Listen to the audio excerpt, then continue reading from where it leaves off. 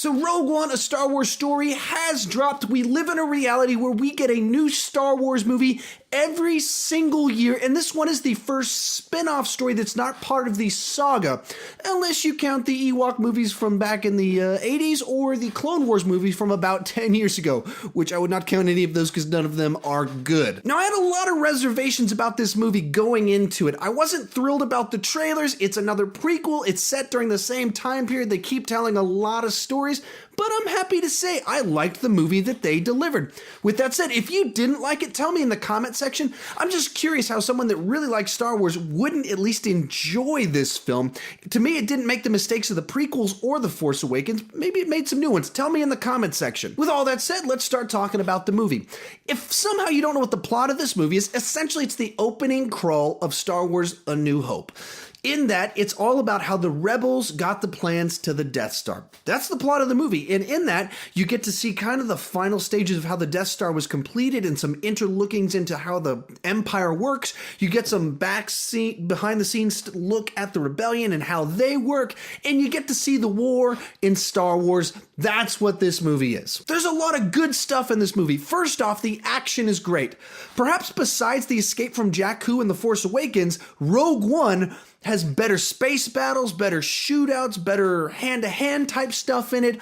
All around, the action is handled better. It's more memorable. The final space battle, kind of in the third act of this movie, is the best space battle I think I've seen since Return of the Jedi, and I think Return of the Jedi has the best space battle of any movie ever.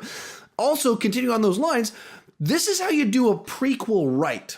In my mind, like, it enhances the story of A New Hope. It gives you details, backstory in a way that doesn't feel forced. It doesn't just kind of feel like fan fiction-y where everything's so intertwined. Like with the prequel trilogy, it felt too much like they were trying to make everything interconnect, and there's all these twists and like, oh, Anakin built C-3PO. Oh, Boba Fett's actually one of the clones, and his dad is the clone troopers' biological dad. Like, that's stuff that just doesn't need to be there. That's not what I felt like this movie had. It did it right. It's set during a time frame when certain characters would appear, but they appear in the way that they should. And they're not overplayed in the film. They're played just right as that character would function at this point in time.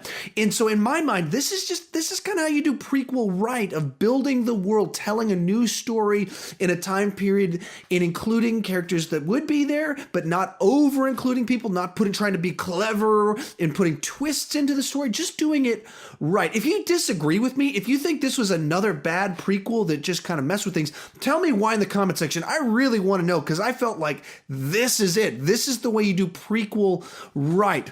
Also, kind of along the same lines of what I've been talking about, there's so many great fan moments of things you've wanted to see in a Star Wars movie, whether great action and just something they're able to pull off now, or because it's a prequel set in a time frame with certain characters, they're able to give you those moments and they've earned it and it feels right. And there's some really cool stuff in that. I don't want to give too much away, any specifics, but you get a lot of the moments that the trailers kind of promised you get something along these lines. You get a lot of those types of moments of like, yes, that's what I wanted to see. And they're so cool. And not just for casual fans, there's some deep cuts in this movie. There's like some stuff that if you know Star Wars lore, there's some things in it that are from early drafts of Empire Strikes Back that were kind of left on the, literally that just cut before they even started filming, that they worked into this movie. There's some stuff that from George Lucas's early scripts from Star Wars about the Wills that ties into this movie, and there's stuff that if you're a big fan, it ties into it. If you're a fan of the Clone Wars, there's things that tie in that feel like they make sense. It doesn't feel forced. There's a lot of things to notice that could be called fanfare, but it fits. And a lot of them are just subtle things kind of in the background. It's using ideas that got cut before, but they have a place now. It's not just kind of throwing it in your face, like I said, with the prequels, where Anakin, of course, has to build C-3PO and Boba Fett has to... That's the wrong way to do it. And I think this movie did a much better job of making it flow in much smoother than other films in regards to the storytelling side of things. Also, the story is very direct and a different type of story than we've gotten from a Star Wars movie. Typically, Star Wars movies are kind of heroes' journeys or tragedies about these mythical type figures falling into archetypes. That's a very specific type of storytelling. And so seeing a story in the world of Star Wars that's not the hero's journey, that's not a tragedy, that's just a good old-fashioned war story about people having to do something that's bigger than themselves, knowing that they might die because this is a war and wars have casualties. That's fun to see in this world. And just to see our main characters are just average people brought into this big war. That's kind of what I was hoping we would get out of these spin-off movies. Also, this movie, while having a really dark side and being like the grimiest of the Star Wars movies since the original trilogy, has a fun side to it. Our new robot friend in this movie has a lot of great lines. I didn't think he was all that funny in the trailers. It seemed like they were trying to be funny, but in the context of the movie where moments can be set up, his humor works really, really well, and I very much enjoyed what he was doing. And lastly, the third act of this movie is just slam bang, just great. I thought it was much better than the third act of The Force Awakens, where I didn't think all the elements came together and there were parts of it I just didn't care about at all. And the action to it wasn't as good as I wanted it to be. This one is kind of the flip side to that of like the third act really pays off and is really strong and has all kinds of moments. You're like, yes, I wanted to see that. Yes, that was awesome too. Oh, that was sweet. Just keeps having great moment after great moment with payoff, emotional weight to it, and very solid third act where this thing ended. But this is not a perfect movie. It's not as great as I wanted it to be. And while there's a bunch of things I loved about it, there's some big issues. So I just said the third act was great and had so much great payoff. The ride to get to the third act is pretty choppy. And both in the storytelling of, especially the first act, feels kind of very much like we're cutting between all these characters we're getting to know. But really throughout the first and the second act, the characterizations feel very choppy. The motivations of our, really all the lead characters, or the lead two characters really on the rebel side, very choppy in kind of where they're at in their motivation and why they're doing what they're doing. And it seems like they flip-flop pretty quickly. And there's things that set up the change, but it just feels like very sudden, going from very firmly here to very firmly here to very firmly here, and not building to it. And I think this has a lot to do with the reshoots that were so publicized. Now, when I left the movie, I thought to myself, wow, I don't think the reshoots actually affected this all this much. I mean, that flowed really nice and smoothly with the big picture of it. It didn't feel like the scenes were cut in and out. That worked really nicely. And then as I thought about it, I was like, no. Throughout the movie, I thought, wow, this is kind of choppy while it's jumping through things. And then as I thought about it, some of the characterization was kind of choppy. And then kind of put the pieces together, especially as reading some other people's opinions, going, no, like I think the reshoots kind of made some of this choppy. In the big grand sense, the story flows very nice and smooth.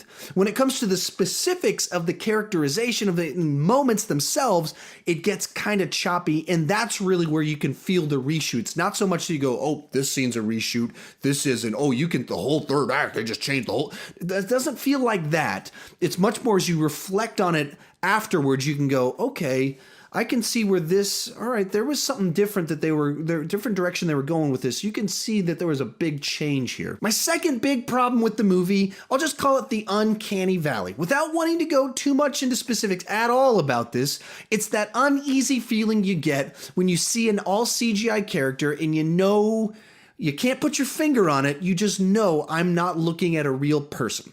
Without wanting to go into details, that is an issue in this movie. And my third big problem with this movie is the music is entirely forgettable. Now, I've never been a big Michael Giacchino, or however you pronounce his name. I've never been a big fan of his because his music has never just popped to me. He seems like the guy they bring in to work on pre-existing properties, and he does a good job of continuing someone else's work. But other than Star Trek, I can't tell you any theme. I can't hum any theme that he's done. I haven't been like, oh, wow, that one he did was really good. And so I wasn't crazy about it. And then I heard he only had 6 weeks to make the music to this one. And that's what this feels like. It's perfectly passable music. Nothing like feels out of place. Nothing feels bad. Just nothing is memorable. It's kind of like any TV show you watch where there's music in the background. You could never hum it. You could never remember it. You'd never want to listen to it in any other setting, but it does the job. But there's one scene in particular, not scene, I'll just say that there's a credit type moment in this movie where the music plays and I was like, I can't believe how bland and forgettable this music is, because all I'm seeing are credits and this music, and it is forgettable. Real quick, I want to talk about some of the common complaints I've already seen about the movie and talk about them just a little bit. So this is a little bit more spoilery, but not really. I'm not going into spoilers, but I'm going to talk more specifically about categories, and this will be touching on stuff I wouldn't have wanted to know going into it, but most people won't care about at all. Issue number 1, not enough Vader.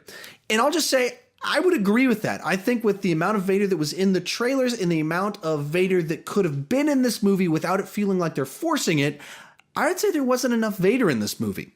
Now, of course, there's some Vader in this movie that's super cool. All the Vader that's in the movie, awesome. I would say this movie needed to have twice as much Vader as is in the movie. Now, that could sound like, well, that's a lot of Vader. If you've seen the movie, you know twice as much Vader as in this movie is still not very much Vader at all. And by that, I would say that the amount of talkie scenes, if you double that, that's still not a lot more, but you get a little bit more of kind of what you want, and then you double the amount of not so talkie scenes, or take the amount of non-talkie stuff that's already there and make that twice as long. Perfect. It's exactly what I wanted. As is, it was kind of like I left being like, that was so cool, I wish I had more of that. Next issue up, people have kind of been saying the characters in this movie are not as memorable as the characters in The Force Awakens and the original trilogy. To that, I would say, you're totally right. I would totally agree with that.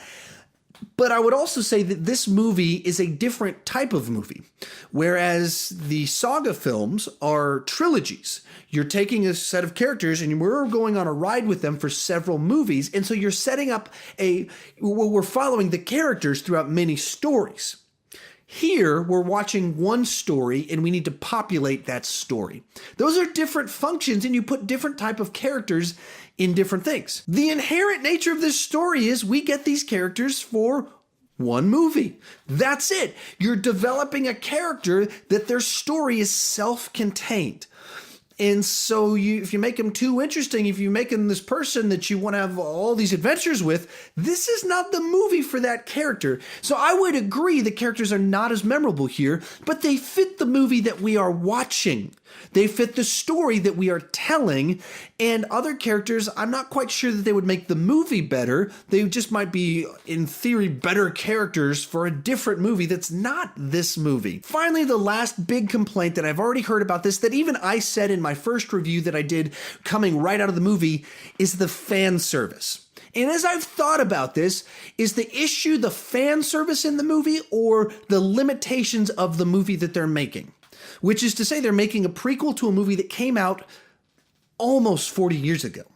So to tell a story that's set right before a movie that came out 40 years ago, there's some limitations in what you can do. So in the written form, in script form, if this movie was a book, the things that people are probably going to have issues with and just calling it fan service and there's too much of this and too much of that, you would not feel that if you were reading this as a book. You wouldn't feel it reading it as a script. But because of the limitations of what you can do, because 40 years have passed, and so trying to incorporate certain characters, you have to recast them, you got to do CGI stuff, you got to do funky tricks, suddenly it draws attention to something that otherwise would not have been drawn to our attention. Thus, it feels like, oh, it's just fan service. Oh, more of this. They're just trying to incorporate stuff. But not necessarily. Because of the nature of this story, there's a logical plot reason that these characters, these items, these planets, these settings, these items are making an appearance. It's not just shoving it in there for the sake of shoving it in there. But they chose to include some people, they chose to include some characters and tell a story that would have limitations, and there's a consequence to that. And a lot of people are going to fault this movie for the choices that they made to do certain things. And I can't really defend those choices because that was a consequence of telling this story. With all that said, so how do I rate this movie? I've been going back and forth in my head for the last 24 hours since I watched it. I wanted to give it a 9, but I really felt like I was just rounding up, trying to be kinder to it because I really want to love it. I want it to be great, but it's not really as great as I want it to be. So I think I'm going to go down to an 8.5. Still great time at the movies, thoroughly enjoyed it. It has some pretty significant problems. It is choppy. I think the reshoots did kind of affect it when it comes to the particulars of the film. There's some issues in the way they had to do some things to incorporate elements to tie it more directly to A New Hope, and that has consequences. It's not as good and strong as it would have been otherwise. Some of the characterizations are not as strong as they should be, and the music is unbelievably bland and forgettable for a Star Wars movie. I gotta give it an 8.5. Still very enjoyable film. I'm actually gonna see it again in just a couple days, and I'm very excited to do that. But it's not, this is not on the par with the original trilogy in my mind. How about you? What did you think about this movie? What was your favorite thing and what was your least favorite thing about this movie? Let's try and keep too many spoilers out of it, so please put spoiler warnings if you're going to go in that direction, as the movie just came out and this is not a spoilery review. But tell me, let's have a great conversation about it because I really want to talk about this movie and my wife hasn't seen it yet. So I'm left getting to talk with you wonderful people. What did you think about this movie? What did you love? What did you hate? What's the fan servicey stuff too much for you? Please let me know in the comments section because I don't want to just talk about Star Wars. I want to talk about Star Wars with you. If you're new to my channel and you've never clicked that subscribe button, please consider clicking that subscribe button. Also, if you are already a subscriber and my videos haven't been showing up in your feed as much, try clicking that bell next to the subscribe word. There's some changes in how YouTube's been doing subscriptions, and clicking that bell can make it more likely you'll get to see my stuff actually on your front page as opposed to having to track it down. And as always, thank you for watching.